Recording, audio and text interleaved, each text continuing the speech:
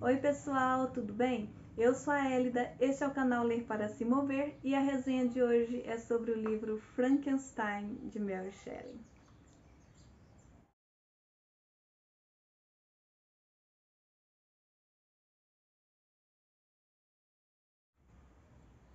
Trata-se de um livro referência em história de terror. Quem não leu, com certeza já assistiu algum filme, série ou já ouviu falar de alguma forma sobre Frankenstein. É uma história realmente bastante conhecida. Apesar de ser considerado um horror clássico, você não vai encontrar neste livro aquele terror assustador, horripilante, que faz o sangue congelar nas veias, né, que a gente está acostumado a ver nos dias atuais. A meu ver, é mais uma história de efeito moral do que de terror propriamente dito, e que traz aí algumas reflexões filosóficas e psicológicas. Também pode ser considerado como um precursor da ficção científica e nos direciona a analisar os benefícios, perigos e consequências, né? Especialmente isso, consequências da ciência moderna. Traz aí seus benefícios, claro, né, gente? Não vamos negar isso, que a ciência traz muitos benefícios pra gente.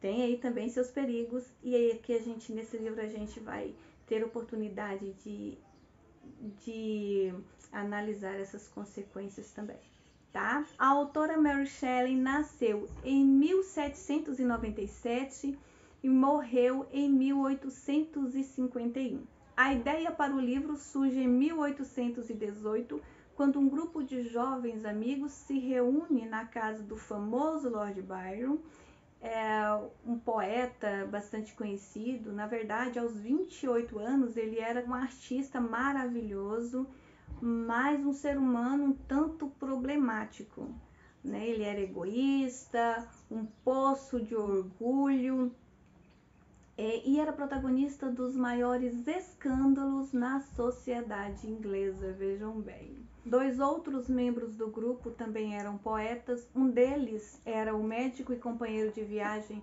de Lord Byron, o Dr. Polidori. O Dr. Polidori e Lord Byron não era bem o que se podia chamar de bons amigos, né?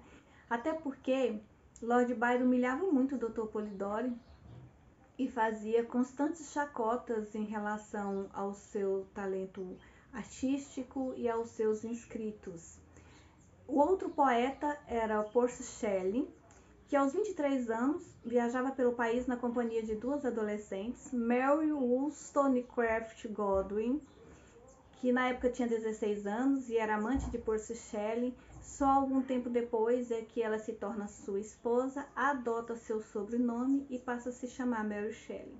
A outra adolescente, não me lembro o nome agora, mas era irmã de Mary Shelley, meia-irmã, né? Era só por parte de pai. Essa adolescente, inclusive, ela foi amante de Lord Byron, teve um filho com ele, o que na época foi um baita escândalo, um bafafá danado. Enfim, esse grupo era composto de pessoas que gostavam de arte, de poesia. Mary Shelley, por exemplo, era filha de dois defensores das ideias progressistas do século XVIII, o filósofo William Godwin e a revolucionária feminista Mary Wollstonecraft Godwin, que era filósofa, escritora e defensora dos direitos da mulher. Então ela cresceu nesse ambiente de artes e literatura, né? Era algo familiar para ela. E a casa de Lord Byron ficava em Genebra, na Suíça, e era um verão chuvoso, então eles ficaram meio que sem ter o que fazer fora da casa e passavam a maior parte do tempo reunidos na sala de Lord Byron, próximo à lareira, né? A gente imagina aquele cenário assim, recitando poesias, porque eram poetas, né? Lord Byron, poeta famosíssimo, e vinha também por Shelley, que também escrevia, então eles passavam ocupavam grande parte do tempo recitando poesias. Devia ser maravilhoso, né, gente? Eu queria estar lá, assim, em partes. Eu gostaria de estar lá. E conversando, bebendo bastante, namorando, discutindo os temas científicos assim mais debatidos na época e contando histórias de terror. Eles gostavam muito de contar histórias de terror. E em uma dessas reuniões, o anfitrião Lord Byron propõe a esse grupo que cada um escrevesse uma história de fantasmas. Inclusive, foi nessa reunião que surge o primeiro livro sobre vampiros de forma humana, né, escrito pelo Dr. Polidori, inclusive, né, Byron fazia aí chacotas, falava que ele não tinha talento para ser poeta, que ele deveria ser médico mesmo, e barararara. Ele foi o autor do primeiro livro sobre vampiros de forma humana, que veio influenciar, né, os autores subsequentes. E a relação entre Byron e o Dr. Polidori era tão conflitante, para vocês terem uma ideia, que acredita-se que o Lord Byron serviu de inspiração para o Dr. Polidori criar o seu primeiro vampiro. Vejam bem. Ele criou ali aquele vampiro aristocrata, egoísta, né? Tinha lá seu charme, mas vivia de sangue humano, né? E Lord Byron teria sido a inspiração para ele criar esse vampiro. Enfim, Mary Shelley, né, vamos voltar para a história. Mary Shelley não, naquele primeiro momento, não conseguiu pensar em nada, ficou ali remoendo aquela história. Ela realmente ficou com vontade de escrever aquela história de fantasma. O restante do grupo esqueceu com o passar do tempo. E ela ficou ali com aquela vontade, aquele desejo, mas não conseguia pensar em nada. E algum tempo depois ela tem um pesadelo, e neste pesadelo ela encontra a inspiração para escrever este grande clássico. E estavam todos envoltos pelo espírito do romantismo, que diferente do que muitas pessoas acreditam, né, quando se fala em romantismo, já imaginam aquele amor cheio de mel, muito açúcar, coraçõezinhos para todos os lados. Mas não é bem isso, né? Romantismo foi um grande movimento artístico, filosófico, intelectual que surgiu na Europa no final do século XVIII. E associando esse movimento aos acontecimentos científicos mais discutidos na época, falava-se muito em evolução das espécies, em eletricidade. Tinha também a figura do homem romântico, né? Aquele homem poderoso, ávido pelo conhecimento,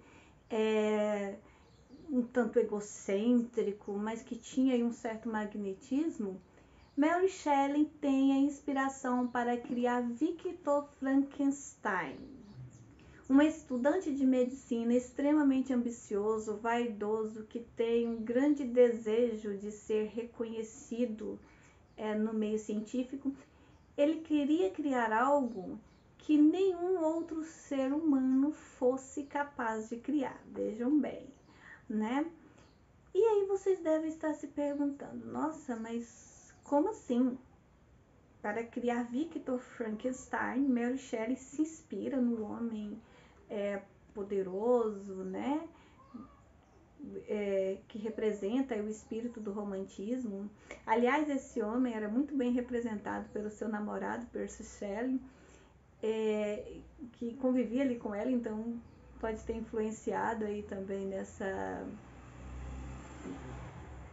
no momento em que ela foi criar Victor Frankenstein, né? Aí vocês devem estar perguntando, mas Frankenstein não era aquele monstro, né? De estatura gigantesca, que anda de forma desarticulada, que murmura palavras incompreensíveis, que tem um parafuso na cabeça. Não tem. Ela se inspirou nesse homem romântico para criar esse monstro? Na verdade, Frankenstein não é o nome do monstro, e sim do médico que cria o monstro. Mas o nome Frankenstein ficou tão conhecido, né, através das séries e de filmes, e a imagem do monstro associado a ele, que muitos acreditam, aliás, eu acreditava né? Inclusive eu acreditava que o monstro que Frankenstein era o nome do monstro. E na verdade não é. Frankenstein é o nome do criador. É o nome do médico que cria o monstro. O monstro de Mary Shelley é inominado. Ele é chamado apenas de monstro durante toda a narrativa. Coitado, vejam bem, nenhum nome ele teve, né? Mas então vamos conversar um pouquinho sobre a história, só para vocês entenderem o contexto. Vou tentar não dar muitos spoilers, até porque é interessante que vocês leiam o livro. A história foi publicada pela primeira vez em 1818 e se divide em 3 volumes. A primeira parte dessa história é uma narrativa epistolar, né? Trata-se de uma troca de cartas entre um capitão que está fazendo uma viagem de exploração rumo ao Polo Norte e sua irmã que mora em Londres. Então ele conta para sua irmã tudo o que se passa na viagem, suas aventuras. No primeiro momento a gente olha e pensa, nossa, mas não tem nada a ver com história de monstro que a gente espera encontrar, não tem... A gente fica assim, parece que a gente está lendo a história, é outro livro, né? A gente pensa assim, não tem nada a ver com Frankenstein. Porém, essa troca de cartas confere uma veracidade maior aos fatos, aumenta também aquela imaginação, né, do leitor. E em um dado momento da viagem, ele conta para sua irmã que houve uma tempestade e que eles ficaram presos em meio a um nevoeiro, né? E ali tem todo um clima de suspense, né? O navio ficou preso devido à quantidade de gelo, né? Que cercou toda a embarcação, eles não conseguiam sair e ficaram ali presos. E nesse momento, em meio ao nevoeiro, eles avistam um ser, né? Até então eles acreditavam, um ser humano, de estatura gigantesca e que se movia com a velocidade que não era comum no ser humano, né? Então eles ficaram assim meio assustados, sem entender que visão era aquela, quem era aquela figura, mas chamou a atenção de toda a tripulação. E no dia seguinte eles encontram uma pessoa perdida no mar, dentro de um trenó, que havia sido trazida pelo gelo. E essa pessoa, eles recolhem essa pessoa, inclusive ele está muito mal, à beira da morte. E após um período de febre, confusões, alucinações, essa pessoa melhora um pouco e começa a contar a sua história. Esse homem é o Dr. Victor Frankenstein. Aí vocês observam que temos aí uma história dentro de outra história, né? Temos a história do Capitão Walter, né? Que conversa ali com a sua irmã em relação à sua viagem e conta tudo a partir das suas interpretações. Temos também o Dr. Victor Frankenstein, que vai contar a sua história a partir do seu ponto de vista. Depois temos o monstro, que vai contar a sua história. Então, é um disse que me disse danado. Isso serve para cobrir aí algumas incoerências, né? Eu sei que é um grande clássico, né, gente? Eu não tô aqui criticando um grande clássico, não é bem isso. Mas eu achei, assim, que tem algumas pontas soltas, algumas coisas que não ficaram muito bem explicadas e alguns...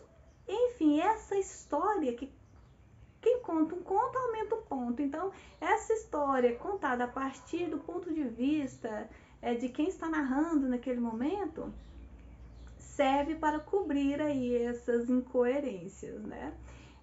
Enfim, Victor Frankenstein começa a contar a sua história. Ele fala que é um genebrino, que teve uma infância muito rica, que pertencia a uma das famílias mais importantes da República, que foi uma infância muito feliz, os pais tinham uma união perfeita. E ele sempre foi muito interessado por alquimia, né? Por filosofia, e quando ele se torna adulto, vai para a Alemanha estudar ciências naturais em uma universidade. E chegando lá, ele se afasta de todo mundo, ele se lança aos estudos de uma forma insana, obcecada, né? ele fica envolvido com a ideia de criar vida. Ele quer porque quer encontrar uma forma de criar vida. Então ele estuda até o ponto de adoecer, se isola de todos, passa dia e noite buscando informações, estudando, de uma forma enlouquecida, obstinadamente, até que ele encontra uma forma de reanimar a matéria morta. Quando ele fez essa descoberta, imaginem o estado de euforia em que ele ficou, né? Representava a oportunidade de adquirir a fama, a glória que ele tanto esperava, né? Ele desejava ser mundialmente reconhecido, né? Desejava ser o bambambam, né, no meio científico. Então ele viu ali essa oportunidade. Imagine, um dom que até aquele momento, né, um poder que só pertencia a Deus, que é o poder de criar a vida, e ele, enquanto ser humano limitado, consegue desafiar esses limites, né, e se igualar a Deus, criando o seu próprio Adão. É claro que para todo ato existe uma consequência. Mas no seu estado de euforia, de deslumbramento, ele não lembrou disso, né? Ele nem pensou nisso. Ele só queria criar essa vida. Ele não tinha nenhum propósito definido. Ele não tinha assim, eu quero criar esse ser por isso. Não, ele na verdade o propósito dele era criar algo que ninguém tivesse criado, né? E uma vez descoberto como criar vida, ele precisava de um corpo. Só que não servia assim ir lá e pegar um corpo qualquer. Ele queria criar o corpo. Gente, desculpa o barulho da rua, tá meio... Eu começo a gravar, começa o barulhão. Então eu tenho que ir tentando gravar assim mesmo. Se eu for esperar parar, eu não gravo. Enfim, ele precisava de um corpo. E não queria que fosse qualquer corpo. Ele queria criar esse corpo, né?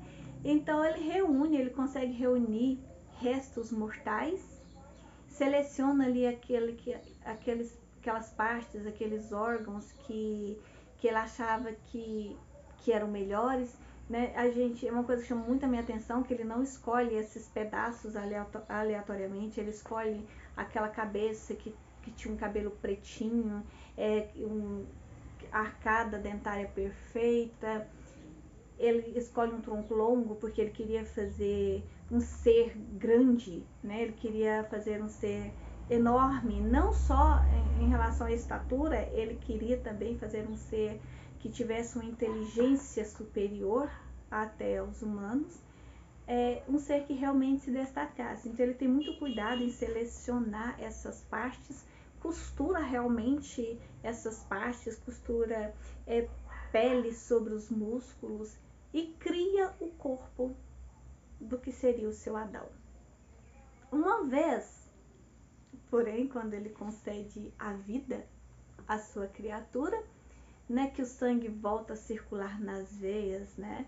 Vocês imaginem aí, o corpo quando ele está sem vida, é lógico que a pele não tem a sua coloração normal, né? Mesmo que esse sangue volte a circular, ela não vai ficar com um aspecto tão bonito, vai ter manchas roxas por todos os lados, né? Aquele sangue que estava ali parado, ele vai ter edemas, que é um inchaço.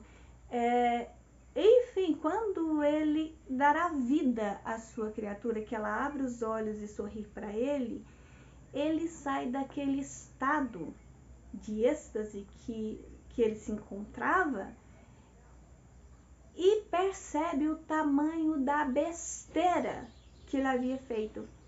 Ele fica terrivelmente assustado com o ser que ele criou.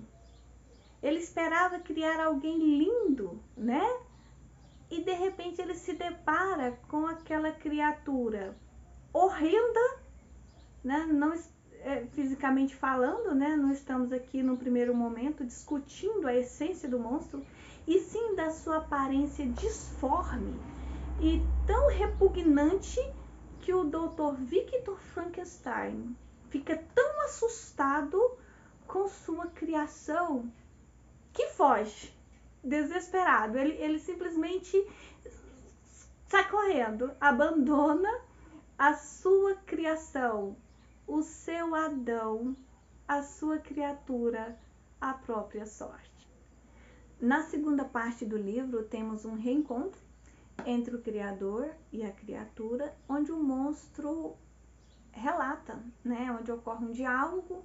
É mais um monólogo, que é o monstro que fala a maior parte do tempo, mas o monstro conta ao Dr. Frankenstein todas as desventuras pelas quais passou. Ele realmente sofre muito, né? Porque assim como um bebê precisa do apoio dos pais para se desenvolver, ele também precisava.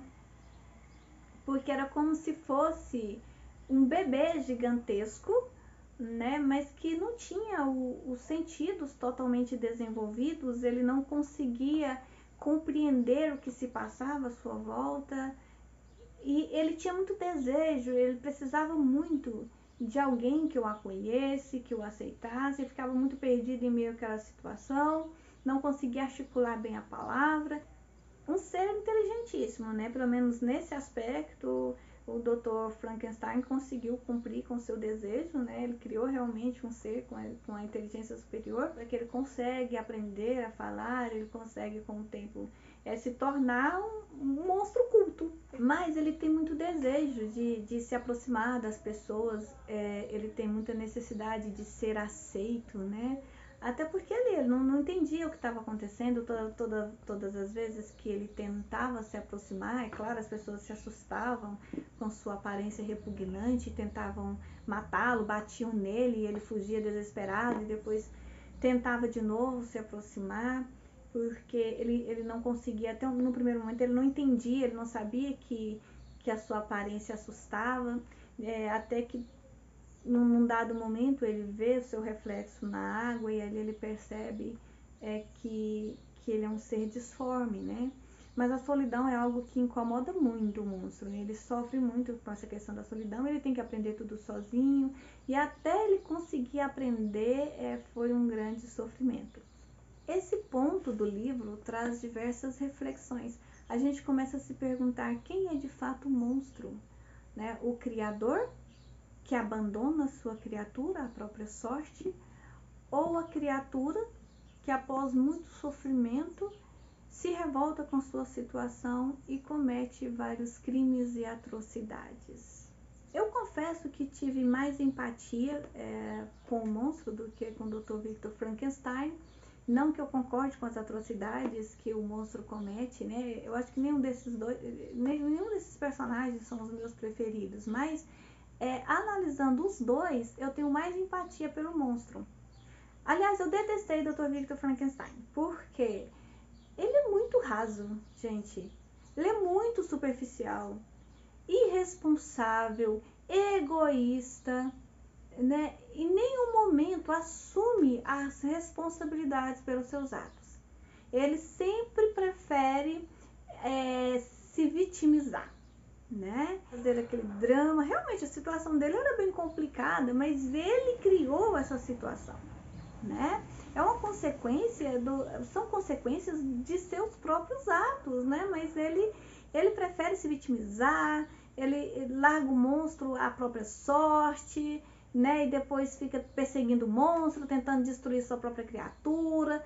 Então, assim, eu achei ele muito superficial mesmo. Em nenhum momento consegue ver além das aparências. Até compreendo que a princípio ele tenha ficado assustado com sua criatura. Imagina o ser abruço, embora que ele já devia esperar, né, aquele resultado. Mas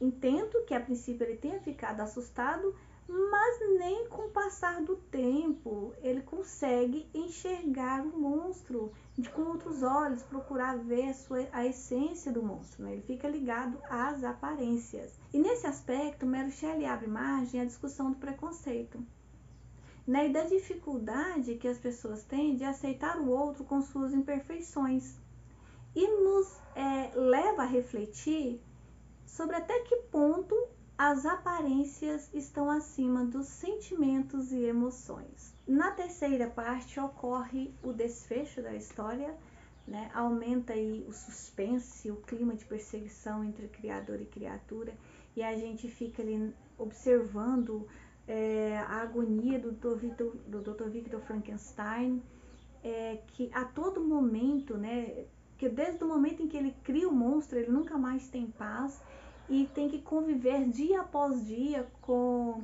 as consequências, né, de seu ato, que atinge não somente a ele, mas todas as pessoas que ele ama.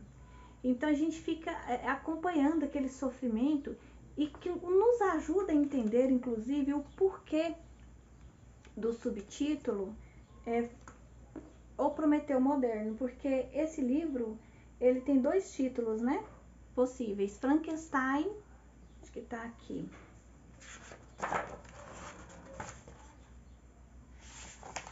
aqui, Frankenstein ou O Prometeu Moderno, né? E quando a gente vai acompanhando aquela agonia diária do Dr. Victor Frankenstein, a gente consegue entender o porquê desse subtítulo. Prometeu é um deus da mitologia grega, ou melhor, um titã, que ousou roubar o fogo dos deuses para dar aos humanos. E foi punido por ordem de Zeus, pai dos deuses. Ele foi amarrado a um rochedo e todos os dias uma águia lhe roía o fígado, que à noite tornava a se regenerar e no dia seguinte a águia voltava a roer. Então era um sofrimento recorrente, né? Porque ele ousou roubar um poder que não era dele. Assim também Victor Frankenstein ousou usar um poder, roubar um poder que não pertencia a ele, né? Só Deus criava a vida e ele resolveu se igualar a Deus, criando o seu Adão, e foi punido por isso com um sofrimento recorrente. Outra implicação filosófica que acho possível observarmos neste livro é a ideia do bom selvagem, de Jean-Jacques Rousseau, que aliás é analisado com muita propriedade e clareza por Wilson Alves de Paiva no livro Emílio de Rousseau e a Formação do Cidadão do Mundo Moderno, né? Rousseau defende que o homem, no seu estado de natureza, é bom e pacífico e que a sociedade o corrompe. E encontramos destacada neste livro uma citação que me fez lembrar do monstro e de sua trajetória. Eu vou ler a citação para vocês e aí vocês vão ver se vocês concordam, tá?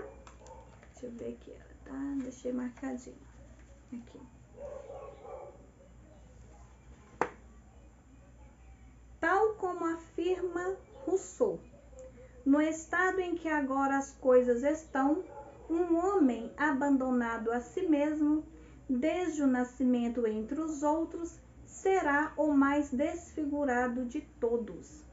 Voltando para o monstro de Mary Shelley, em seu estado de natureza, em sua essência, ele era bom e pacífico, mas o abandono ao qual foi submetido e todo o sofrimento decorrente dessa situação fez com que ele se corrompesse. Mary Shelley também nos desperta para essa análise, né? Se o homem é naturalmente bom e pode se tornar mal, ou se independente de qualquer situação, ele já tem essa maldade dentro de si.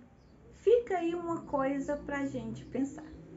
Então, gente, como vocês devem ter percebido, apesar dessa obra ter sido escrita no século XIX, ela nos surpreende, né, com temas bem atuais, temas que vivenciamos no nosso cotidiano, que são questões éticas, científicas, religiosas, discussão de preconceito e até mesmo de limites, não só da ciência. A ciência, claro, tem muitos benefícios, mas até que ponto, né, o avanço tecnológico e científico é favorável, né?